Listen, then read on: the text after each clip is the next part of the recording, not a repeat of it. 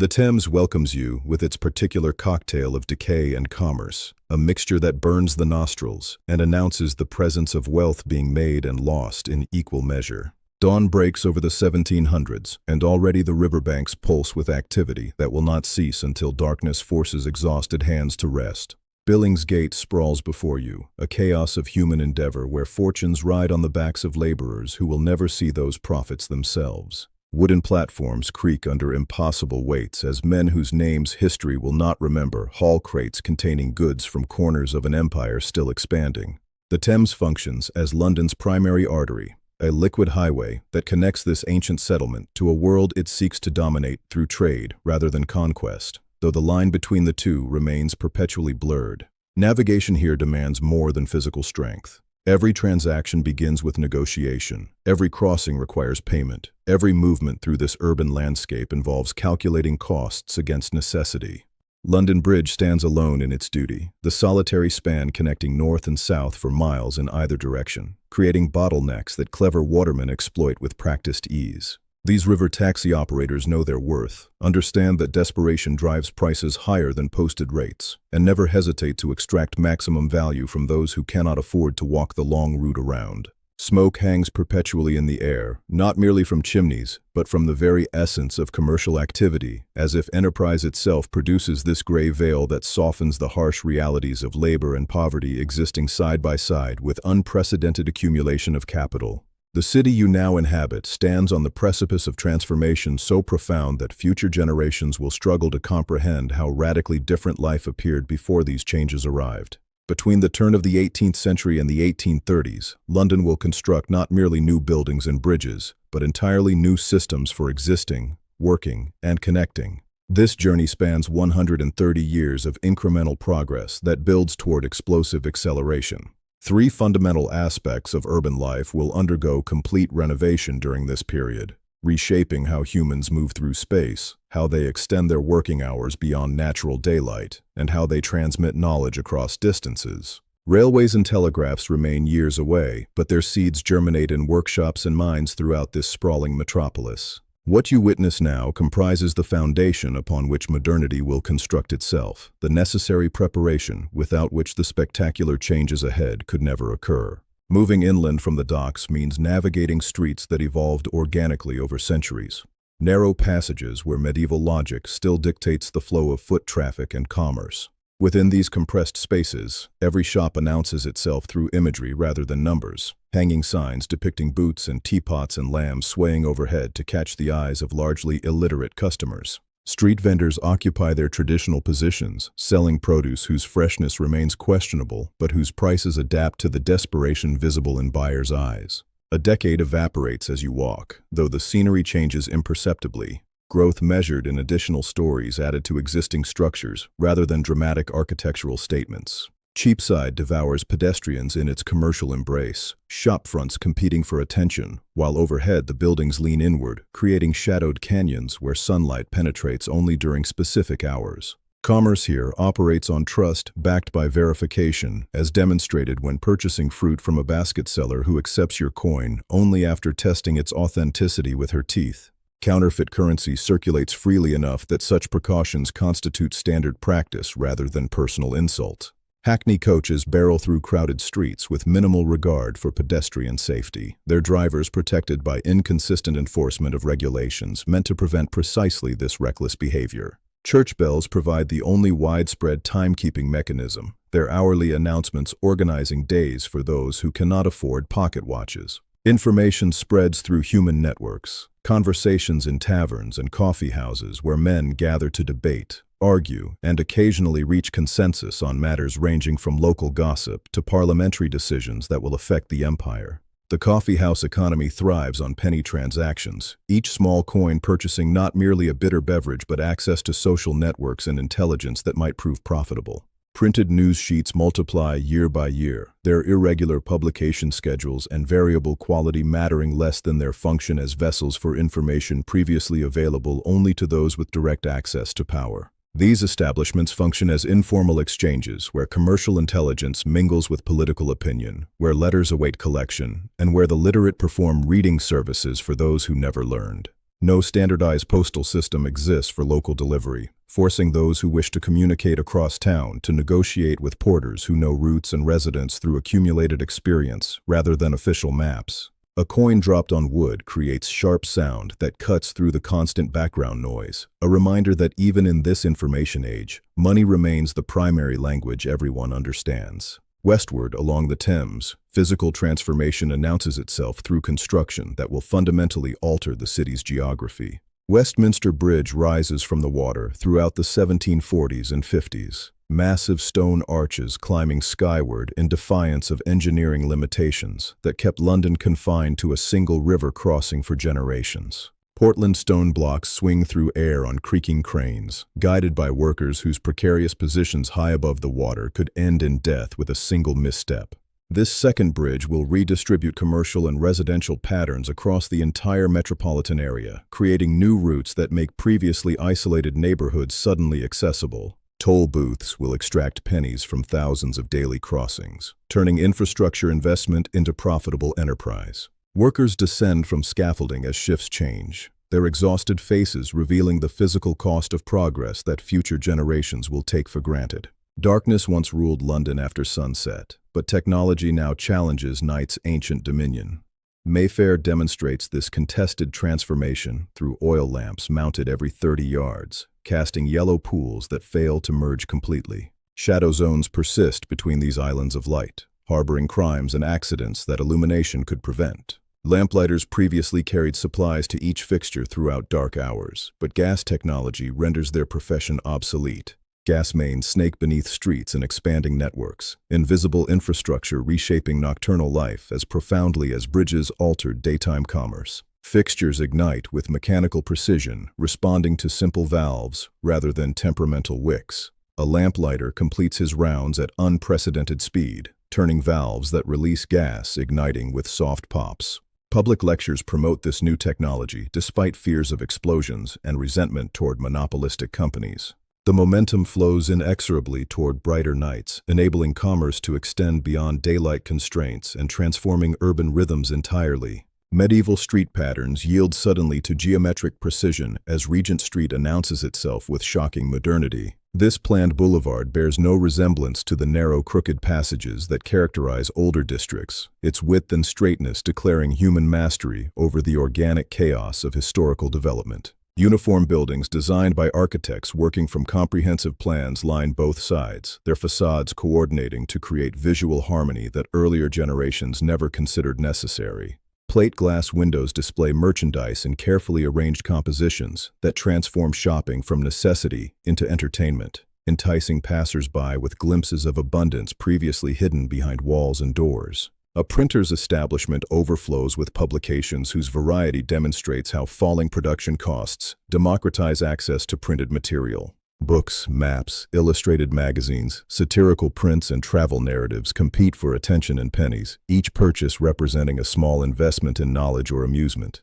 The street accommodates afternoon traffic with ease, its generous proportions permitting carriages to pass without forcing pedestrians against walls. Crossing sweepers maintain clean paths through inevitable muck, extracting coins from those whose clothing costs more than these laborers earn in months. Metropolitan Police constables patrol in uniform, their presence representing systematic order imposed through professional law enforcement rather than the haphazard watch systems that preceded this innovation. Armed only with truncheons, these officers embody a philosophy that views police as civilians in uniform rather than military occupiers, though this distinction matters more to theorists than to those arrested for vagrancy or theft. The city organizes itself through conscious planning rather than accepting inherited disorder, a shift in mentality that manifests in architecture, policing, sanitation, and countless other aspects of daily existence. While surface streets receive attention from planners, beneath the Thames an audacious experiment proceeds despite repeated catastrophes. Rotherhithe reveals engineering ambition in extreme form. A shaft descending into darkness, where Mark Brunel's tunneling shield burrows through riverbed soil with agonizing slowness. This project proposes nothing less than permanent underground passage linking opposite banks, eliminating dependence on bridges and boats. Workers emerge soaked and mud-streaked from depths producing mechanical sounds of excavation and pumping. The shield mechanism allows simultaneous excavation and reinforcement, preventing cave-ins that plagued earlier attempts. Floods repeatedly fill the workings, yet construction continues because abandonment would mean admitting defeat. The tunnel may or may not succeed, but its existence proves London now entertains ambitions that would have seemed lunatic fantasy mere decades earlier. While engineers combat geology beneath the Thames, administrators contemplate reforms that will revolutionize how information moves between individuals. Stationers' shops throughout the late 1820s buzz with discussion of postal proposals that promise to rationalize a system grown baroque through accumulated complexity. The concept appears almost absurdly simple. Charge a single, flat rate for any letter regardless of distance, with payment made by senders rather than recipients. Currently, posting correspondence across London costs several pence, while longer distances command prices that make casual communication a luxury affordable only to those with substantial incomes. This pricing structure limits letter writing to those who can justify the expense, effectively restricting written communication to commercial necessity and urgent family matters. A uniform penny post would demolish these barriers, permitting ordinary citizens to send and receive letters as casually as they now converse face-to-face. Skeptics question whether such dramatic price reduction can possibly sustain the postal infrastructure, arguing that volume increases will never compensate for per-item revenue losses. Proponents counter with calculations demonstrating how reduced rates will stimulate demand far beyond current usage patterns, transforming correspondence from occasional necessity into routine practice. Mail coaches already run on scheduled routes with improving reliability, their efficiency constrained more by pricing than by operational limitations. The shopkeeper selling paper and sealing wax understands that penny postage would transform his business, dramatically increasing demand for writing materials while simultaneously threatening the premium prices he currently charges for specialty items. His mixed feelings mirror broader ambivalence about changes that promise widespread benefits while disrupting established economic relationships. A mail coach arrives at its designated inn, the guard's horn announcing its presence to those awaiting correspondence. These coaches represent the current state of the art, faster and more dependable than earlier methods, yet still priced beyond the means of many who would benefit from their services. The ground trembles subtly near the city's expanding edge in 1830. Vibrations that hint at transformations making previous changes seem incremental by comparison. Construction grounds sprawl where the London and Birmingham railway terminus will rise, though currently only surveying equipment and investors in fine clothing occupy the space. Raw earth waits to be transformed into something unprecedented, a station that will connect this ancient capital to industrial centers with speed that renders coach travel obsolete overnight. Steam locomotives already operate on shorter routes beyond city limits, proving the technology's viability while stoking anticipation for the moment when these mechanical beasts arrive in London proper. A surveyor establishes his position, sighting along the planned route with instruments that translate vision into measurements, into numbers that contractors will use to grade earth and lay track. The timeline remains uncertain, perhaps a few years, maybe less, depending on factors ranging from weather to labor availability to political maneuvering by those who profit from current transportation monopolies. Railways will accomplish what bridges and tunnels cannot, collapsing time itself by moving humans and cargo at velocities that seem almost supernatural to those accustomed to horse-limited speeds. The Midlands will shift from days away to mere hours distant, transforming economic relationships and making previously impossible business models suddenly viable. Fresh goods can reach London before spoiling. Manufacturers can coordinate operations across greater distances. Workers can contemplate living farther from employment without sacrificing entire days to commuting. These changes will ripple outward in ways that even the most optimistic investors cannot fully anticipate, creating opportunities and disruptions in equal measure. The city sounds unchanged from decades past, hooves striking cobblestones, vendors announcing their wares, church bells organizing time through auditory signals that require no literacy to comprehend. Yet beneath this familiar soundscape, a new rhythm emerges, quieter but inexorable, the sound of futurity forcing itself into the present. Investors pass in animated conversation, their discussions centered on projections and returns, on the mathematics of profit that justify risking capital on ventures whose success remains far from guaranteed. One glances toward the construction site and smiles, seeing not bare earth but completed infrastructure generating revenue through tickets sold and freight carried.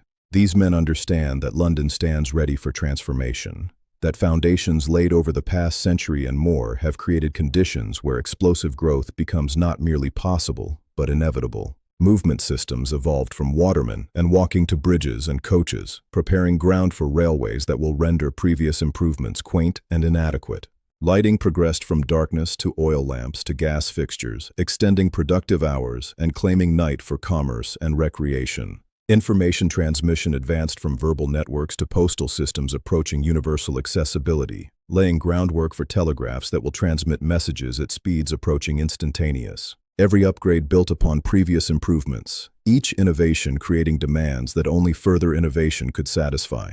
The city learned systematic organization, planning rather than reacting, envisioning futures different from the past, and constructing them through conscious effort. London became a laboratory for urban modernity, experimenting with systems that other cities would eventually adopt. The foundations now exist for changes that will accelerate beyond anyone's ability to predict, where one year's impossibility becomes the next year's commonplace. This journey through 130 years reveals preparation more than transformation itself. The true explosions remain ahead in the 1830s, 40s, and 50s, when railways spread across the landscape, gas lighting becomes universal, and telegraph wires create communication networks collapsing geography into irrelevance. Underground railways will burrow beneath streets while newspapers multiply until dailies become expected rather than occasional. But those developments require the groundwork laid during these preparatory decades, the bridges and tunnels and gas mains and postal reforms that taught London how to think systematically about infrastructure and improvement. The city standing at 1830 possesses capabilities its 1700 predecessor would find incomprehensible, yet compared to what approaches, these advances seem almost quaint. The real acceleration awaits, the moment when multiple technologies mature simultaneously and combine in ways that amplify their individual effects exponentially. London prepared itself piece by piece, upgrade by upgrade, learning hard lessons about planning and investment and the relationship between infrastructure and prosperity. Now it stands poised on the edge, foundations solid, systems functioning, capital accumulated, ready to leap into a future that will make the past century of progress seem like mere preliminary exercises. The upgrade meters built toward maximum capacity now teeter at their limits, awaiting the cascade of innovations that will redefine what cities can be and what humans can accomplish when gathered in sufficient density with adequate tools. Everything stands ready for the explosion to come.